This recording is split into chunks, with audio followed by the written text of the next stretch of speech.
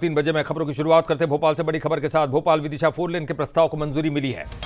Mohan cabinet में यह बड़ा फैसला लिया गया। भोपाल विदिशा 4 लेन और इससे एक बड़ी सौगात इसे हम कह सकते हैं। 1700 करोड़ से ज्यादा की इसकी लागत आने वाली है। 4 लेन का प्रस्ताव ये रखा गया था, वो पास हो गया है। 44.83 किलोमीटर मार्ग जो है इससे 4 लेन हो जाएगा। 3 बाईपास बनेंगे। हाइब्रिड एन्युटी मॉडल पर यह परियोजना तैयार होने जा रही है। तो इस वक्त की बड़ी खबर आ रही है, भोपाल विदिशा 4 लेन जिसको मंजूरी मिल गई है। मोहन कैबिनेट का यह बड़ा फैसला है, तो प्रस्ताव ये पास हो गया है। और भोपाल से बड़ी खबर, भोपाल विदिशा 4 लेन जिस प्रस्ताव को मंजूरी मिल चुकी है।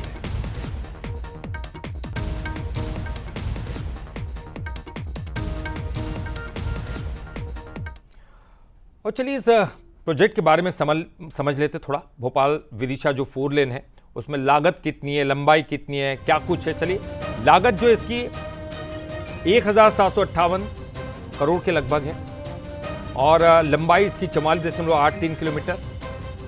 वर्तमान ट्रैफिक 10,975 PCU और मॉडल हाइब्रिड एन्युटी के तहत ये बनेगा। एमपी के 6 जिलों को इससे लाभ पहुंचेगा।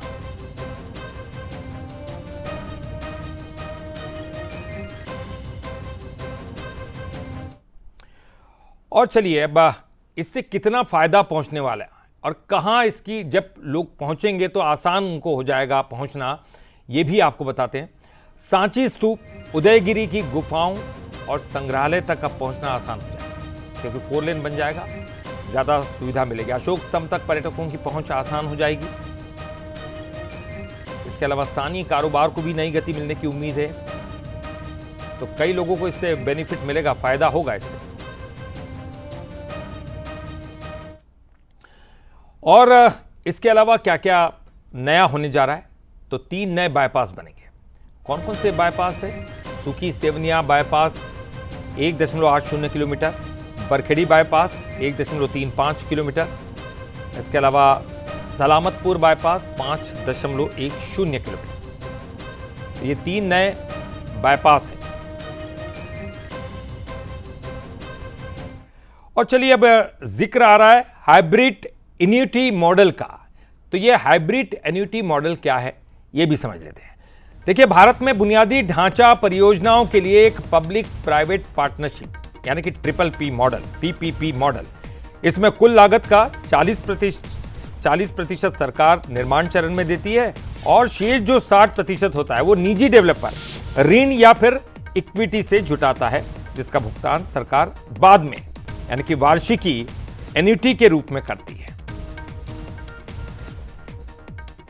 भोपाल से किस तरह उनको सुविधाओं में और शामिल किया जाए, तो बड़ा एक मील का पत्थर साबित होगा। एक 6 लेन यहाँ भोपाल से मेट्रोपॉलिटन बने तो विदिशा को एक भोपाल विदिशा मार्ग का उन्नयन कर रहे हैं। 2 लेन से 4 लेन करेंगे। इसको पेवर शोल्डर निर्माण किए जाएंगे और ये लगभग पहले इसको 1467.42 करोड़ की लागत स्वीकृत की गई थी, लेकिन बाद में इसको पुनरीक्षित किया गया तो 1617.70 करोड़ की राशि इसमें जारी की गई थी। और चलिए, ज्यादा जानकारी के लिए बात करेंगे। हमारे साथ हमारे एग्जीक्यूटिव एडिटर मनोज सैनी जी जुड़ गए हैं। मनोज जी, एक बड़ी सौगात जिसे हम कह सकते हैं, क्योंकि 4 लेन से रफ्तार मिलेगी और कारोबार को धार मिलेगी। देखिए ललित, आपने देखा है कि पहले हम व्यवसाय में क्यों पीछे थे, उसकी वजह था कि हमारे पास इंफ्रा नहीं था, अच्छी सड़कें नहीं थी।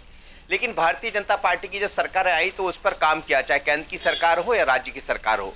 और डॉक्टर मोहन यादव का तो विकास कार्यों पर बहुत फोकस है, क्योंकि यदि आपकी रोड की कनेक्टिविटी ठीक हो जाती है तो स्वाभाविक रूप से उस क्षेत्र को एक नई दिशा मिल जाती है।